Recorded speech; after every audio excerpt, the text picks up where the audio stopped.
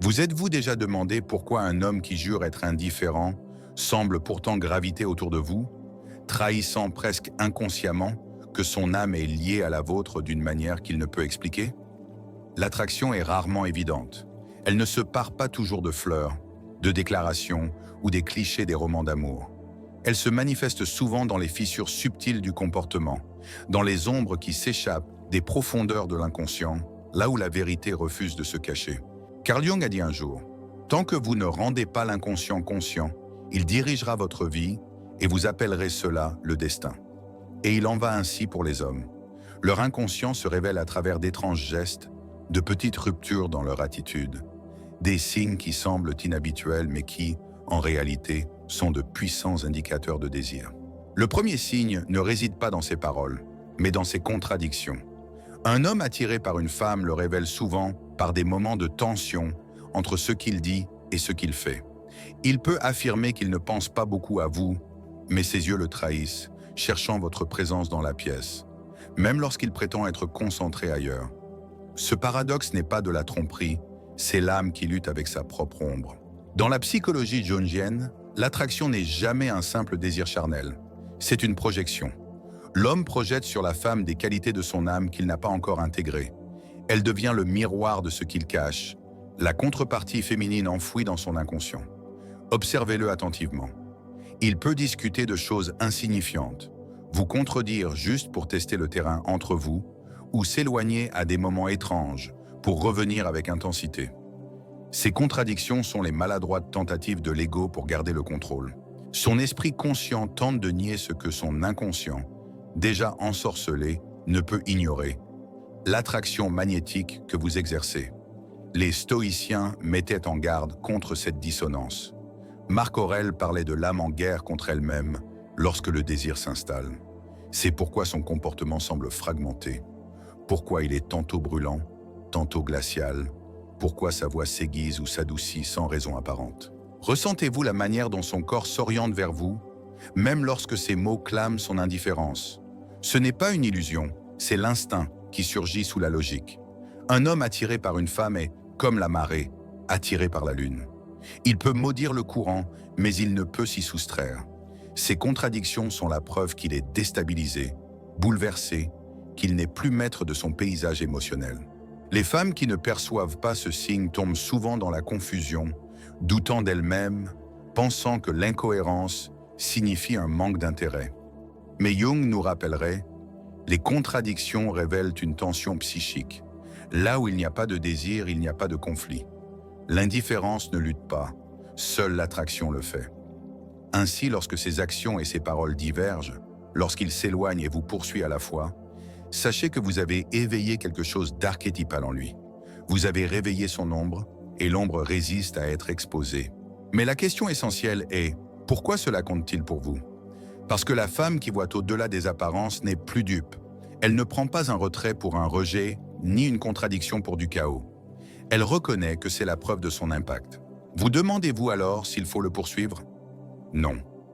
Poursuivre ne fait qu'alimenter son ego tout en diminuant votre valeur. La femme puissante laisse les contradictions exister sans se plier pour les résoudre. Elle sait que le feu est déjà allumé. L'âme de l'homme lutte déjà avec son image dans son inconscient. Son rôle n'est pas d'éteindre ce conflit, mais de rester le miroir dans lequel il doit se confronter. Considérez le mythe de Psyché et Eros. Psyché ne pouvait posséder Eros en s'accrochant à lui. Elle a dû traverser des épreuves pour se tenir dans sa propre souveraineté, pour gagner la sagesse des dieux.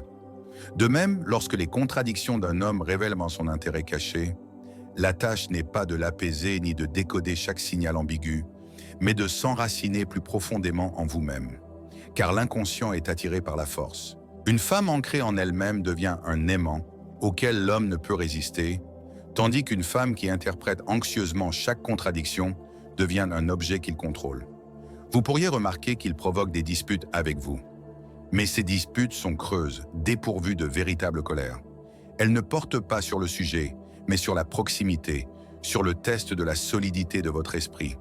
Il veut voir si le miroir sur lequel il projette son image va se briser ou rester ferme. Voyez-vous à quel point cela est singulier?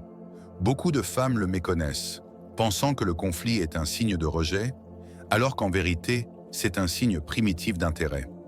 L'âme crée de la friction pour éprouver la réalité du lien. Ainsi, le premier signe est la contradiction, la dissonance entre les mots et les actes, l'éloignement et la proximité, la froideur et la chaleur. Pour un œil non averti, cela ressemble à de la confusion. Mais pour la femme qui voit avec les yeux de Jung, c'est l'inconscient qui se dévoile, l'anima projeté vers l'extérieur, exigeant d'être reconnu. Quand il résiste et poursuit à la fois, vous avez déjà pénétré son théâtre intérieur, devenant le personnage qu'il ne peut ignorer.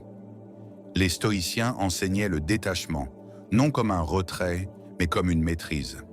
Épictète disait « Ce ne sont pas les choses qui vous troublent, mais l'opinion que vous en avez ». Lorsque vous observez ces contradictions, ne vous laissez pas envahir par l'anxiété, mais élevez-vous dans la sérénité. Votre présence calme démasque la tempête en lui.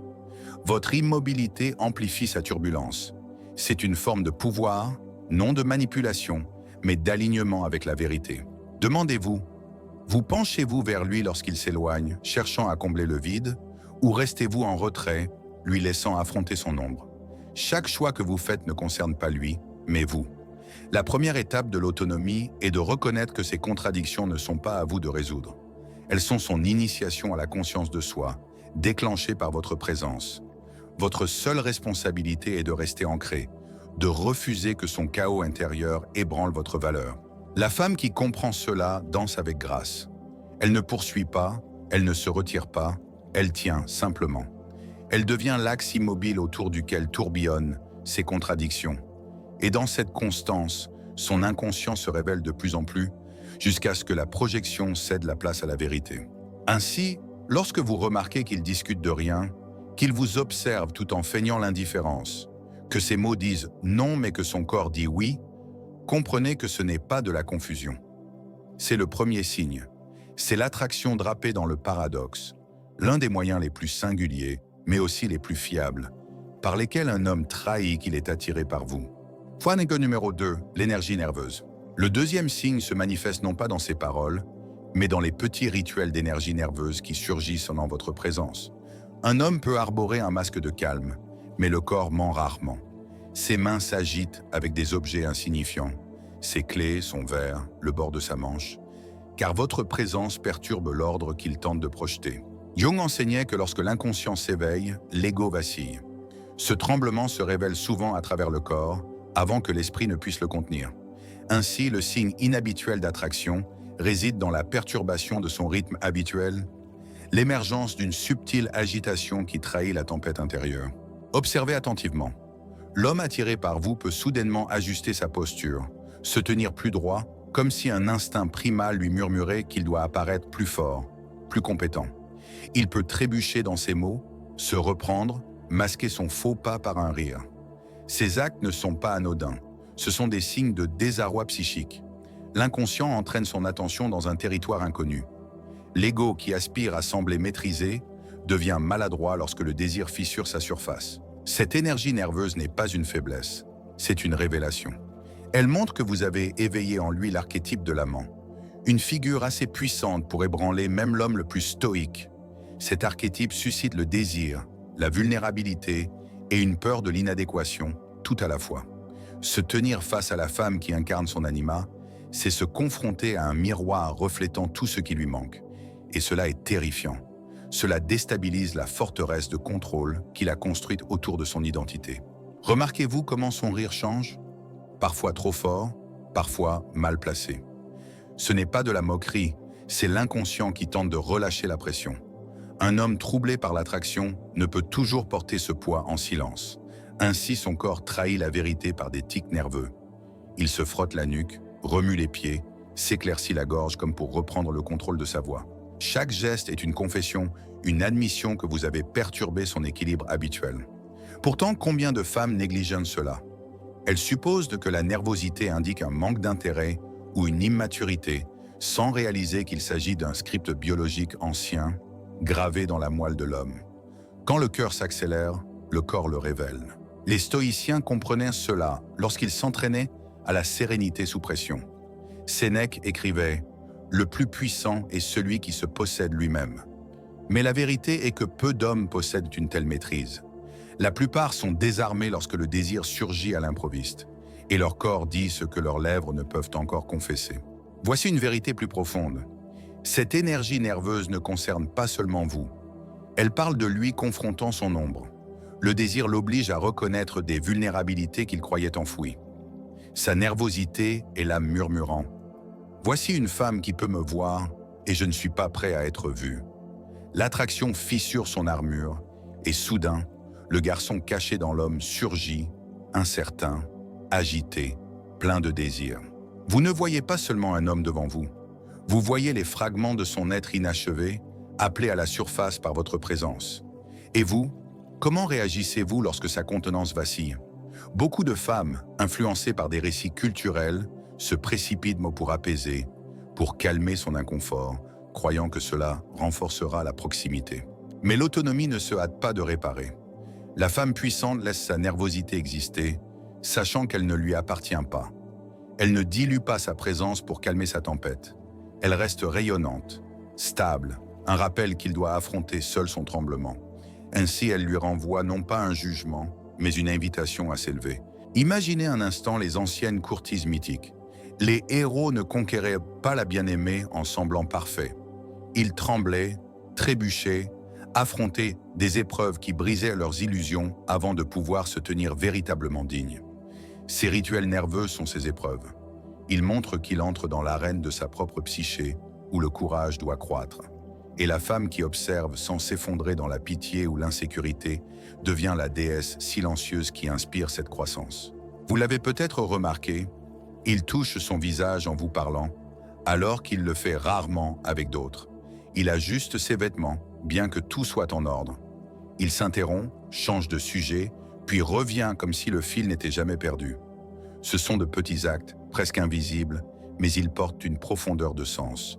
Ils montrent que l'inconscient est troublé. Son anima s'agite, exigeant d'être reconnu, et il ne peut totalement masquer son arrivée. Certaines femmes prennent cette énergie pour de la faiblesse et s'éloignent, ne cherchant que l'homme à la confiance inébranlable. Mais une confiance sans faille est souvent une illusion.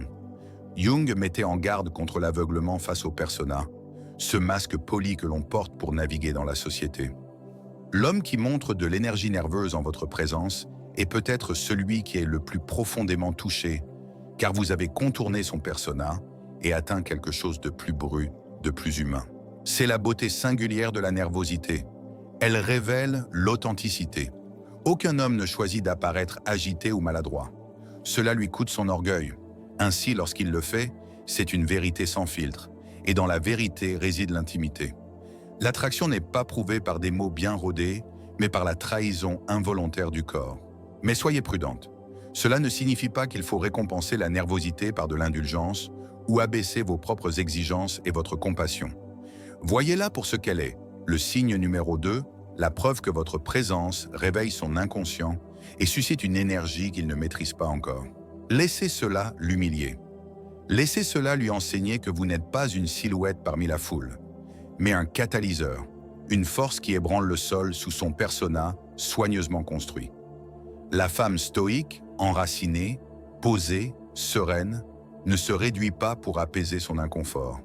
Elle reste la montagne, lui permettant de ressentir le séisme en lui-même. Car dans ce séisme réside son initiation, sa chance de dépasser le garçon qui tremble pour devenir l'homme qui choisit en pleine conscience. Et qu'il s'élève ou se retire, ce n'est pas votre responsabilité. Votre seule responsabilité est de rester fidèle à votre valeur. Ainsi, lorsque vous voyez les mains agitées, les mots maladroits, le rire déplacé, ne les rejetez pas comme insignifiants. Ils ne le sont pas. Ce sont l'inconscient déclarant la guerre à son ego, l'animal murmurant à travers son corps, la vérité qu'il ne peut encore cacher. Et dans ces fissures, vous trouvez l'un des signes les plus singuliers et révélateurs qu'il est, sans aucun doute attiré par vous. Signe numéro 3, l'attention. Le troisième signe est bien plus subtil, mais il touche plus profondément que les mots ou les gestes. Il réside dans son attention, pas seulement dans la manière dont il vous regarde, mais dans la façon dont son attention modifie l'atmosphère elle-même. Un homme secrètement attiré par une femme ancre souvent son attention sur sa présence, même lorsqu'il feint l'indifférence. Il écoute différemment, Il marque des pauses plus longues. Il porte le silence avec plus de poids lorsqu'elle est dans la pièce. Ce n'est pas une simple politesse. C'est l'âme qui s'incline vers l'objet de son désir. Jung dirait que c'est la projection à l'œuvre, l'anima reflété vers l'extérieur, exigeant une révérence. Ainsi, son regard, son écoute, sa subtile fixation deviennent des portails par lesquels son inconscient révèle son désir. Observez d'abord les yeux.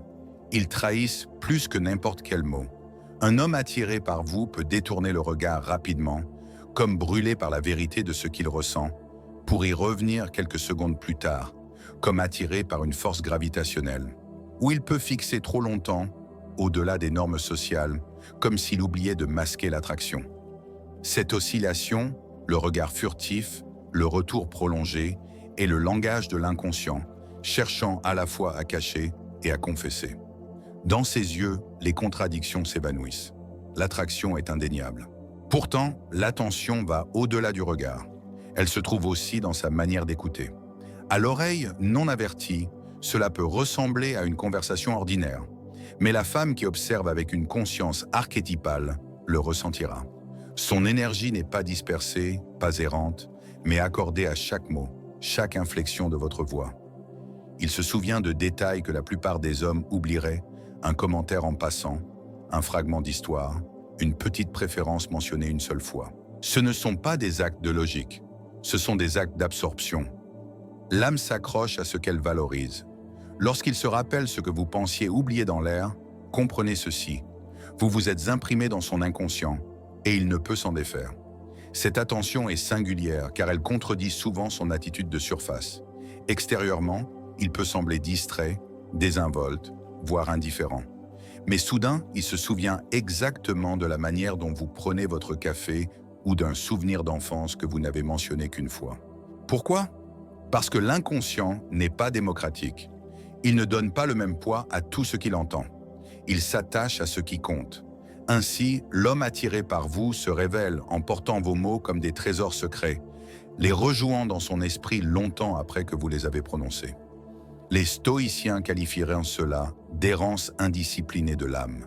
Marc Aurèle exhortait les hommes à garder leur attention fixée sur la vertu et le devoir. Mais voici la vérité. Lorsque le désir frappe, même l'âme disciplinée chancelle. Son attention le trahit. Il peut tenter de la masquer par de l'indifférence, mais son souvenir, ses pauses, son regard révéleront ce qu'il ne peut contrôler. Vous l'avez peut-être remarqué, il semble vous entendre même dans le chaos d'une conversation. Ses réponses sont plus nuancées, plus réfléchies lorsqu'elles vous sont adressées. Ce n'est pas une coïncidence. C'est son inconscient qui vous traite comme un axe autour duquel son attention tourne. Et qu'est-ce que l'attention, sinon la monnaie la plus précieuse de l'âme? Dans un monde saturé de distractions, où l'attention est fragmentée par un bruit incessant, offrir une véritable attention est la confession la plus profonde. Mais voici le danger. Beaucoup de femmes confondent l'attention avec une validation. Elles s'en nourrissent comme si elles prouvaient leur valeur. Pourtant, la sagesse jungienne nous rappelle que son attention ne concerne pas seulement vous. Elle parle de sa propre projection, son anima projeté sur votre forme. Oui, vous l'éveillez, mais il voit aussi en vous le reflet de ce qu'il cherche en lui-même. Confondre son regard avec une définition de votre valeur, c'est abandonner votre pouvoir. Son attention peut révéler son désir, mais votre valeur doit rester inébranlable, qu'il vous regarde ou non. Être vu est puissant, oui, mais ne pas avoir besoin d'être vu l'est encore plus. La femme qui comprend cela ne se contorsionne pas pour retenir son regard. Elle laisse son attention aller et venir comme la marée, sachant que les marées reviennent toujours. Sa radiance ne s'exécute pas pour capter son attention. Elle naît de son propre enracinement. Et paradoxalement, c'est cette indépendance qui approfondit encore son attention. Ainsi, lorsque vous remarquez son regard oscillant, ses pauses pleines de sens, sa mémoire inattendue de vos mots, ne les prenez pas pour acquis. Ce sont les signes d'une âme attirée, d'un inconscient qui se plie à votre présence. Le signe numéro 3, c'est cette attention, subtile mais profonde, qui trahit sans équivoque qu'il est attiré par vous. Pensez au mythe d'Orphée et d'Eurydice. Orphée tourna son regard en arrière, incapable de résister à l'envie de confirmer sa présence, et en faisant ainsi, il la perdit aux enfers. Le regard est dangereux, à la fois dans la manière dont il révèle l'amour et dans la façon dont il peut consumer. Quand l'attention d'un homme s'accroche trop étroitement, elle risque de devenir possession plutôt que révérence. C'est pourquoi la femme épanouie doit rester souveraine. Elle doit reconnaître sa fixation sans se soumettre à elle, préservant sa liberté. Ce signe, bien que inhabituel, est l'un des plus profonds. Un homme peut feindre la confiance, il peut répéter son charme, il peut même masquer ses contradictions. Mais il ne peut pas contrôler pleinement où s'écoule son attention. C'est la boussole silencieuse du désir, pointant toujours vers ce qu'il valorise le plus. Quand ses yeux le trahissent, quand sa mémoire retient vos mots, quand son écoute s'aiguise en votre présence, il a déjà révélé la vérité. Vous êtes entré dans l'architecture de son inconscient et il ne peut pas vous en effacer. Pourtant, tenez cela avec sagesse. Son attention est un signe, pas une promesse. Elle signale l'intérêt, oui, mais pas nécessairement la dévotion. Et c'est là que votre épanouissement compte le plus. La femme qui interprète mal l'attention comme de l'amour s'enchaînera à une projection. Mais celle qui reconnaît l'attention comme une attraction tout en s'ancrant dans sa propre valeur devient libre. Elle apprécie d'être l'axe de son regard sans en avoir besoin pour définir son être. Elle devient le miroir sans devenir prisonnière de son désir. Ainsi, quand vous remarquez que son silence s'attarde plus longtemps avec vous, que ses oreilles captent même vos mots les plus discrets, que ses yeux se tournent vers vous dans des moments d'inattention, sachez que c'est le signe numéro 3. Ce n'est pas une simple courtoisie, c'est l'inconscient qui se révèle, l'anima qui s'étend à travers lui pour vous toucher. Et bien qu'il ne l'exprime pas encore, bien que ses lèvres restent muettes, son âme a déjà confessé. Le signe numéro 4 est enveloppé de paradoxes. C'est la façon dont il vous imite sans s'en rendre compte. Cette imitation inconsciente est l'un des signes les plus inhabituels mais profonds qu'un homme est attiré par une femme. La psyché, dans sa fin de connexion, commence à refléter l'objet du désir comme si elle empruntait des fragments de son essence pour se sentir plus proche. Jung appellerait cela une manifestation d'identification inconsciente, la fusion de l'ego avec l'anima projeté. L'homme ne décide pas consciemment d'imiter vos gestes, votre ton ou votre rythme. Au contraire, son corps et ses mots se plient aux vôtres, se tissant dans votre atmosphère. Observez-le attentivement. Adopte-t-il vos phrases, les répétant des jours ou des semaines plus tard comme si elles étaient les siennes? Change-t-il de posture quand vous changez la vôtre? S'inclinant en avant quand vous le faites? S'adoucissant quand vous vous adoucissez? Se tendant quand vous vous tendez? Ce ne sont pas des comportements répétés. Ce sont des preuves de résonance. L'inconscient se synchronisant avec la personne qui a ébranlé ses frontières. La psyché de l'homme cherche l'harmonie. Et ainsi, elle copie ce qu'elle désire, tout comme un enfant imite inconsciemment un parent pour gagner en proximité. Ce miroir n'est pas une flatterie superficielle. Il est plus profond que le charme. La flatterie est délibérée, fabriquée par la persona pour gagner des faveurs. Le miroir, en revanche, s'infiltre par les fissures de sa conscience.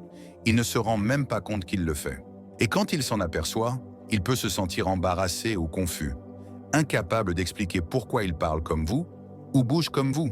Mais voyez-vous, l'inconscient ne demande pas la permission.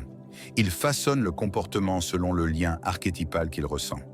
L'anima de l'homme, éveillé en votre présence, le tire vers le reflet comme pour dire « Si je deviens plus comme elle, peut-être pourrais-je me rapprocher d'elle. » Cela n'est pas sans rappeler l'idée stoïcienne de sympathie, l'interconnexion de tous les êtres.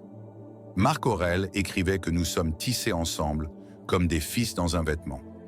Le miroir est la manière instinctive de la psyché de tisser deux énergies plus proches.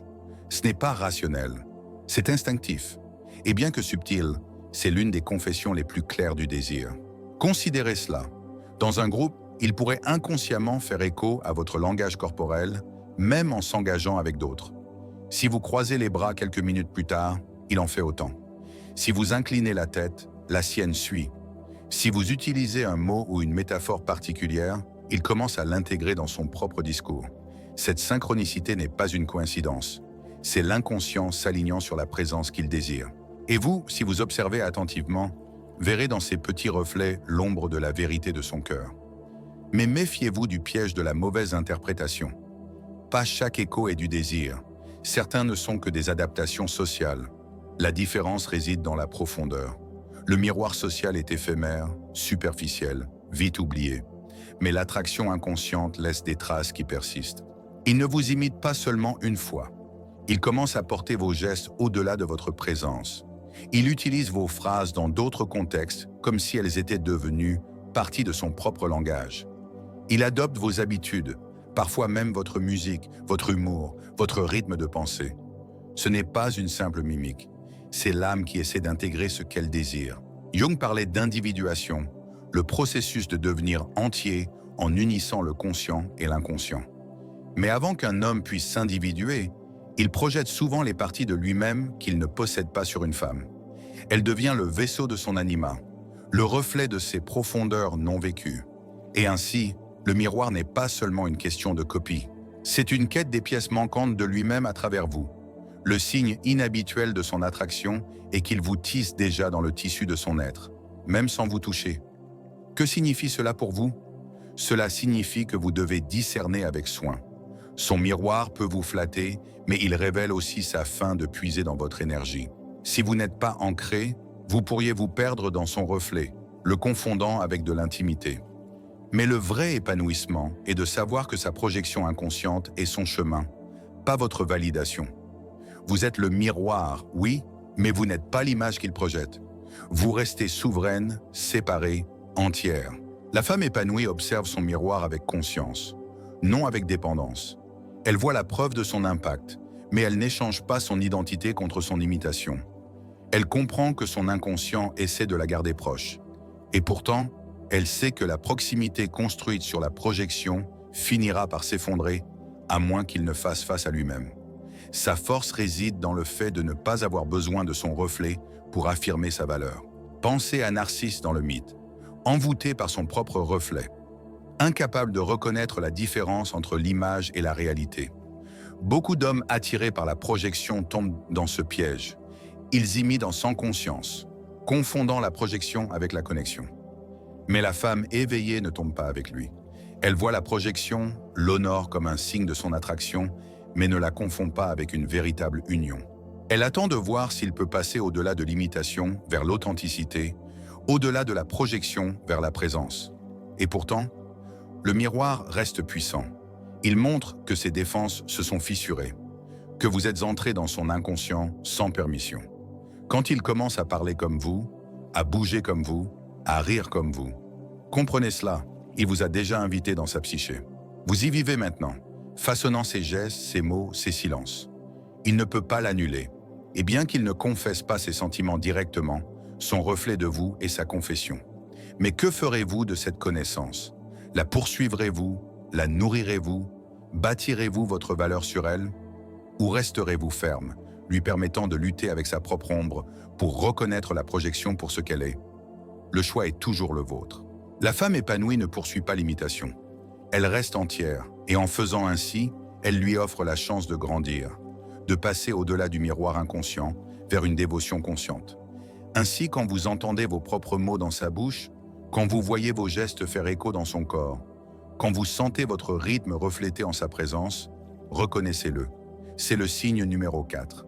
Il est inhabituel, subtil, facilement ignoré, mais c'est l'un des signaux les plus clairs qu'il est attiré par vous, que vous êtes entré dans l'architecture cachée de sa psyché. Il ne le comprend peut-être pas encore, mais vous, si. Et avec cette conscience, vous détenez le pouvoir de répondre non par le besoin, mais par la souveraineté. Le signe numéro 5 surgit dans le silence. Dans la façon dont il vous protège, même quand personne ne regarde, il n'est pas toujours héroïque, pas toujours des gestes grandioses. Il est souvent discret, presque invisible. Pourtant, il brûle d'une signification archétypale. Un homme profondément attiré par une femme ressentira un élan instinctif pour la protéger, pour créer une sphère de sécurité autour d'elle, que ce soit contre des inconforts subtils ou des menaces invisibles. Cet élan n'est pas une stratégie consciente. C'est l'éveil de l'archétype du protecteur, une force ancienne inscrite dans la psyché masculine. Vous pourriez le remarquer quand il se place entre vous et une rue bondée, ou quand sa main effleure subtilement votre dos dans un espace où les inconnus se pressent trop près. Il pourrait ralentir son pas pour s'accorder au vôtre. Il ajuste l'environnement de petites manières sans attirer l'attention. Déplacer une chaise, offrir sa veste, anticiper votre besoin avant que vous ne l'exprimiez. Ces gestes peuvent sembler banals, mais ils sont le langage de la dévotion parlée par le corps, plutôt que par la langue. Jung nous rappellerait que les archétypes vivent plus dans l'action que dans les mots. Le protecteur réside dans ses offrandes inconscientes. L'aspect inhabituel de ce signe est sa discrétion. Il n'annonce pas « je te protège ». En fait, il pourrait en minimiser l'importance, comme embarrassé par l'instinct. Mais la vérité est évidente. Il ne peut s'en empêcher. Le même homme qui peut sembler indifférent, contradictoire ou nerveux dans d'autres domaines, révèle soudain une constance dans celui-ci. Votre sécurité lui importe. Son inconscient vous a placé dans le rôle de l'anima. Et dans cette projection, votre préservation devient liée à sa propre complétude. Vous protéger, c'est symboliquement se protéger lui-même. Et pourtant, vous ne devez pas confondre protection et possession. Il y a une différence. La possession cherche à contrôler, à dominer, à enfermer. La protection, dans sa forme archétypale authentique, ne vise qu'à abriter sans entraver. La femme épanouie doit discerner cette différence avec soin. L'homme qui protège parce qu'il désire votre sécurité parle de l'âme. L'homme qui protège pour limiter votre liberté parle de son ombre, projetant sa peur de l'abandon. L'une est une attraction née de la révérence. L'autre est une attraction tordue par l'insécurité. Comment savoir laquelle c'est? Regardez son silence. La vraie protection se fait sans exigence, sans quête de reconnaissance. Il ajuste l'espace autour de vous, non pour vous rendre dépendante, mais parce que son inconscient l'y contraint. S'il se vante de ses sacrifices, s'il insiste pour que vous remarquiez chaque geste, méfiez-vous, c'est l'ego qui cherche validation. Mais si sa protection est subtile, constante, presque invisible, alors elle est authentique. C'est l'attraction cristallisée en soin. Cet instinct est ancien, enraciné dans la survie de l'espèce bien avant que l'amour ne soit romantisé. L'attraction portait avec elle un mandat biologique de protéger ce que l'on valorise. Et bien que la civilisation ait superposé des personas, la technologie et des illusions d'indépendance, l'inconscient s'en souvient encore. C'est pourquoi l'homme attiré par vous endossera sans y penser le rôle de gardien. Il ne sera peut-être même pas conscient du changement en lui, mais son comportement témoigne plus fort que toute confession. Les stoïciens parlaient souvent du devoir, l'idée que la vocation la plus haute de l'homme était de vivre en accord avec la vertu, de servir quelque chose au-delà de lui-même. Épictète enseignait qu'il n'appartient pas à un homme de contrôler ce qui arrive, mais de choisir comment il y répond. L'homme qui est vraiment épris de vous le révèle ainsi. Il répond par la protection, non par l'indifférence. Il choisit, sciemment ou non, d'intégrer votre bien-être à sa conscience. Même s'il ne peut articuler ses sentiments, ses instincts les trahissent. Voyez-vous à quel point ce signe est inhabituel. Beaucoup s'attendent à ce que l'amour s'annonce par des déclarations, des roses et des sérénades. Mais souvent, la vérité plus profonde se trouve dans la façon dont il veille à ce que vous n'ayez pas froid, que vous ne soyez pas négligé, que vous ne soyez pas en danger. C'est dans la manière dont il remarque avant vous, la façon dont il absorbe les petits désagréments pour que vous n'ayez pas à le faire. Ce n'est pas une performance, c'est l'inconscient qui déclare « Tu comptes pour moi ». Pourtant, voici le défi. Une femme assoiffée de validation pourrait s'accrocher à cette protection, la confondant avec une preuve de sa valeur. Mais Jung nous mettrait en garde.